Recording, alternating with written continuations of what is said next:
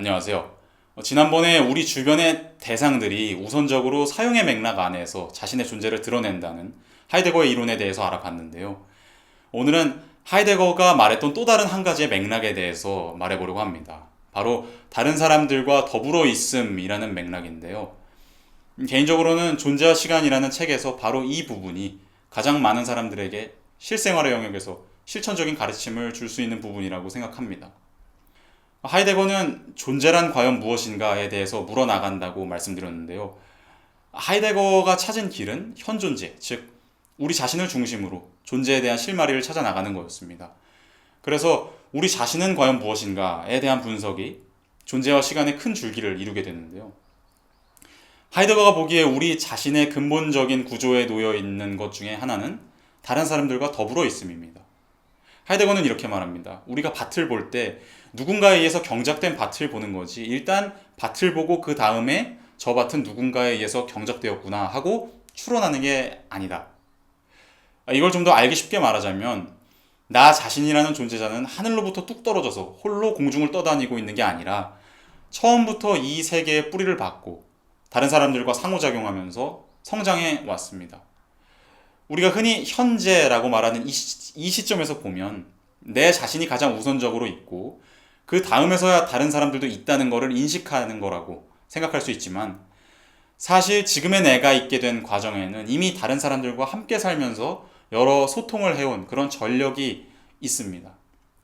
그렇다면 지금 이 현재 독립적인 것처럼 보이는 나의 존재 안에는 다른 사람들이 고스란히 녹아들어 있을 겁니다.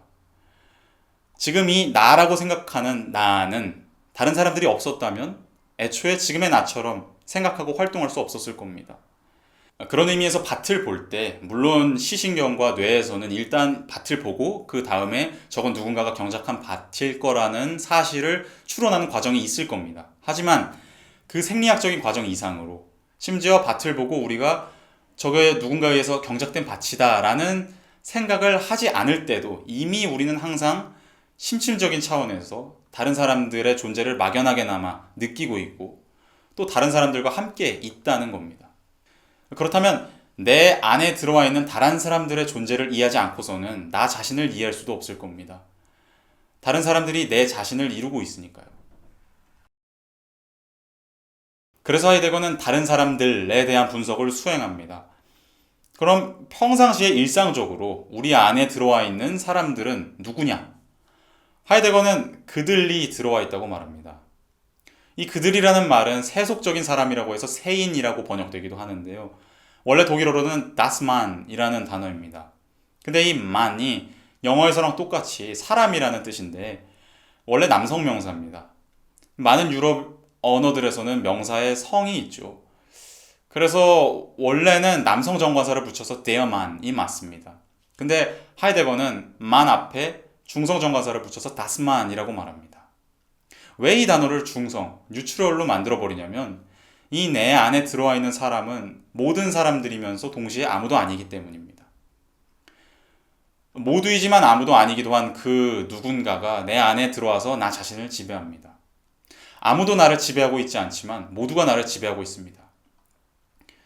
하이데거에 따르면 이 지배의 상태, 다른 사람들이 내 안을 점령하고 있는 이 상태는 우리가 수련을 통해서 아니면 뭐 어떤 다른 방법을 통해서 벗어날 수 있는 그런 상태가 아닙니다. 오히려 그 다른 사람들의 목소리가 우리 자신을 구성하고 있습니다. 그들이 없으면 내가 알고 있는 나도 생겨날 수가 없을 겁니다. 하이데거는 이 그들이 아주 공공연하게 힘을 행사할수록 오히려 그들의 존재를 더 파악하기 힘들어진다고 말합니다. 어디에나 있기 때문에, 언제나 나를 따라다니기 때문에 그들이 있다는 사실조차 알지 못하게 되는 겁니다. 하이데거는 우리는 기본적으로 그들과의 불균등을 줄여나가고 우리 자신을 그들한테 맞춰서 평균화하려는 경향을 갖고 있는데, 이 평균과 똑같아짐이 우리 자신의 존재의 부담을 면제해 준다고 말합니다. 나 자신의 존재라는 것은 사실 굉장히 부담스러운 것일지도 모릅니다. 근데 그 부담을 다른 사람들 속에 빠져들어감으로써 잊을 수 있다는 거죠. 그들이 이렇게 달콤하게 부담을 없애주기 때문에 보통 우리는 그들을 뚫고 들어가서 가장 본래적인 나 자신에 이를 수 없습니다. 그 부담을 직면하는 게 굉장히 어렵기 때문입니다. 하이데거는 그들에 대해서 아주 흥미로운 세 가지 특성을 제시합니다. 첫 번째는 잡담입니다. 그들은 잡담으로써 자꾸 자신의 존재감을 발휘합니다. 이 잡담이라는 말은 소문, 뒷담화, 하잘것없는 얘기 이런 뜻도 갖고 있는 단어인데요. 하이데거는 이 잡담이 기본적으로 뒤따라 말하는 방식으로 구성되어 있다고 봅니다. 그게 무슨 뜻이냐? 하이데거는 원래 말이라는 것은 사태를 직접적으로 드러내는 기능을 할 수 있다고 생각합니다. 모든 말이 그런 건 아니지만 어떤 말들은 세계의 사태에 대한 우리의 이해를 아주 생생하고 직접적으로 나타내 줍니다. 예를 들어서 목수가 망치를 들고 망치가 너무 무겁다 라고 말할 때 그 문장은 그 목수가 느낀 바를 굉장히 생생하게 전달하는 것 같습니다. 그 말을 통해서 우리는 어떤 직접적인 것을 이해할 수 있습니다. 그런데 잡담은 보통 어떤 사태에서 직접 솟아나와서 말이 되는 게 아니라 이미 어딘가에서 말해진 게 뒤따라 말해집니다. 있잖아 걔 그렇다더라. 이렇게 내가 이해한 바를 말하는 게 아니라 누군가 다른 사람이 이해했을지도 모를 그런 말을 뒤따라서 말합니다. 근데 잡담에서는 그 무언가를 이해했던 그 사람이 누군지도 알려져 있지 않고 실제로 도대체 누군가가 무언가를 이해하긴 했느냐, 그 말이 정말로 이해된 사태를 담고 있는 말이냐 하는 것도 우리는 모릅니다. 우리는 그냥 신문에서, TV에서, 책에서 전달받은 대로 말하는 겁니다. 그랬을 때 이 잡담은 그 처음에 생생한 이해로부터는 너무나 멀리 떨어져 있고 오히려 진정한 이해를 은폐합니다. 우리가 사실 아무것도 이해하지 못했을 때도 굉장히 잘 이해했다고 착각하게 만들기 때문입니다. 하이데거는 반어적으로 잡담 안에서는 이해되지 않는 게 없다고 말합니다. 이건 우리가 흔히 겪는 일인 것 같습니다. 뉴스에서 연예인 A씨, K 범죄 행위로 발각 이런 말을 접하면 우리는 그걸 뒤따라서 말합니다. 야, 그 A가 K 했대. 그러면 정말? 진짜 나빴다.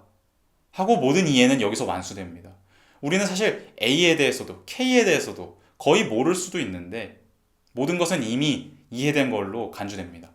그래서 우리는 진짜 이해와는 점점 더 멀어지면서도 아주 많은 것들을 잘 이해하고 있다는 만족 속에서 살아가게 됩니다. 그들이 제공하는 만족감입니다. 일상적으로 그들이 매일 말해오는 그 익숙하고 만족스러운 잡담이 우리가 무엇을 생각하고 삶에서 어떤 자세를 취해야 하는지까지도 앞서서 규정하게 됩니다. 그들이 갖는 두 번째 특징은 호기심입니다. 호기심의 특징은 보기 위해서 본다는 것입니다. 잡담의 영향력이 커지면 커질수록 직접적이고 생생한 이해는 은폐되기 때문에 우리는 더 이상 보면서 무언가를 이해하려고 애쓰는 게 아니라 그저 보려고 애쓰게 됩니다. 사실 우리의 손 안에도 아주 가까운 곳에도 이미 아주 많은 가능성들이 숨어 있고 우리는 그것을 이해할 수도 있는데 그 손 안의 것에 집중하지 않고 자꾸만 새로운 것을 찾아 나서게 됩니다. 아이들은 어른 눈에 보기에는 아무것도 아닌 것 같은 장난감을 가지고도 몇 시간을 놉니다. 어떻게 보면 아이들은 내가 당장 손 안에 가지고 있는 가능성을 어른들보다도 더 충실하게 이해하는 존재일지도 모릅니다. 그런데 나이가 들어가면서 그들의 세계에 점점 더 빠져들어갈수록 잡담이 계속해서 새롭게 봐야 할 것들을 소개해 줍니다. 그래서 우리는 한 곳에 머물면서 충분한 시간을 갖고 음미하려고 한다기보다는 계속 새로운 것들을 찾아 나섭니다. 그래서 결과적으로 막상 이해되는 것들은 적어지게 됩니다. 우리는 새로 나온 영화를 보러 가는 걸 좋아하는데 어쩌면 다른 사람들도 좋아하기 때문에 좋아하는 걸지도 모릅니다. 그리고 많은 경우에 그 영화 하나를 깊이 이해하기 위해서 본다기보다는 보기 위해서 보는 측면이 있습니다.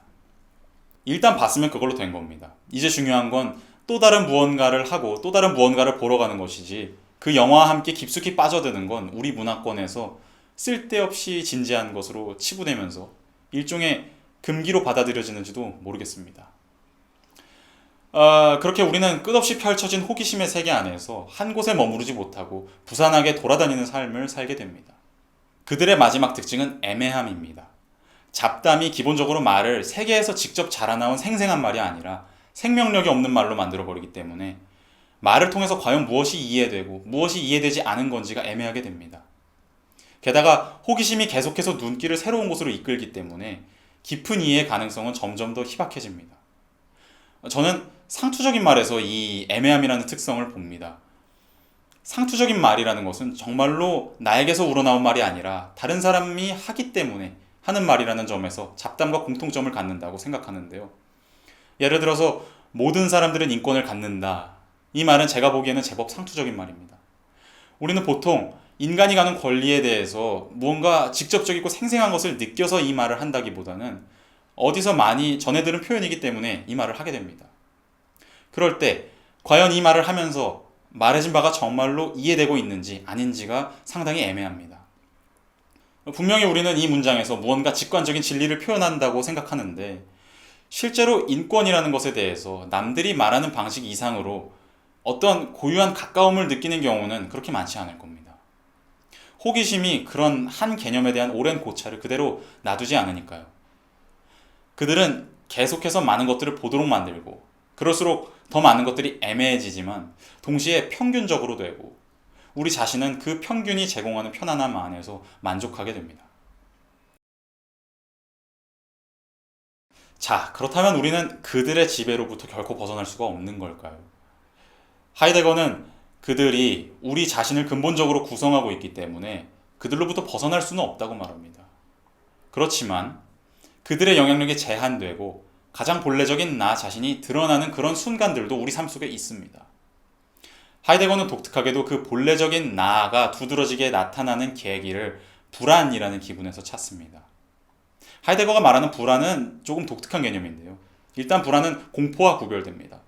공포는 무엇 앞에서의 두려움입니다. 괴물 앞에서의 공포, 선생님 앞에서의 공포. 이렇게 공포를 느끼게 하는 어떤 대상이 있습니다. 그런데 불안에는 두려움의 대상이 없습니다. 무언가 때문에, 무언가 앞에 서 있기 때문에 불안한 게 아니라 그냥 불안한 겁니다. 이런 불안은 어떤 상상 속에 있는 기분이 아니라 실제로 우리가 느끼는 기분입니다. 뭔가 불편함, 뭔가 불안함, 이유 모를 찜찜함, 괜한 섬뜩함 이런 것들을 느끼는 순간이 있는데 하이데거는 그 불안의 원인은 나 자신이라고 말합니다. 아까 우리 자신의 존재는 부담스러운 것이라고 말하지 않았습니까? 그 내가 존재하고 있다는 근본적인 부담 앞에서 우리는 불안을 느끼는 거라고 이해할 수 있습니다. 이렇게 나 자신의 존재에 대해서 불안함을 느끼기 때문에 불안함의 대상은 어디 눈앞에 있는 대상들 중에서 찾을 수가 없습니다. 불안함의 대상이 어디 눈앞에 있는 게 아니기 때문에 피할 곳도 없고 그걸 누가 없애줄 수도 없습니다. 그런데 흥미롭게도 이 불안 속에서 그들이 줬던 친숙함, 편안함, 익숙함이 무너지게 됩니다. 왜냐하면 다른 사람들이 대신해 줄 수 없는 오로지 내 자신이 짊어져야만 하는 내 존재의 부담을 어렴풋하게나마 느끼게 되기 때문입니다. 하이데거는 우리가 어둠 속에서 쉽게 섬뜩함을 느끼는 이유가 주변에 아무것도 보이지 않기 때문에 오히려 이 세계 안에 있는 내 자신의 존재가 더 절실히 드러나기 때문이라고 말합니다. 그 절실하게 드러난 나의 존재 앞에서 우리는 어쩔 줄을 모르고 두려움에 떠는 것일지도 모릅니다. 자, 오늘은 이렇게 하이데거가 타인에 대해서 말한 부분을 살펴봤는데요. 우리는 일상적으로 중성적인 그들의 지배를 받으며 존재하고 있고 불안이라는 기분이 그들에 의해서 가려져 있는 가장 본래적인 나의 존재를 밝혀주는 역할을 할 수 있다는 걸 알아봤습니다. 이제 이 불안에서 조금 더 나아가서 하이데거는 죽음을 생각해 봄을 통해서 본래적인 나의 존재가 더욱 밝게 드러난다고 분석하는데요. 이것에 대해서는 다음 시간에 알아보도록 하겠습니다. 끝까지 시청해 주셔서 감사합니다.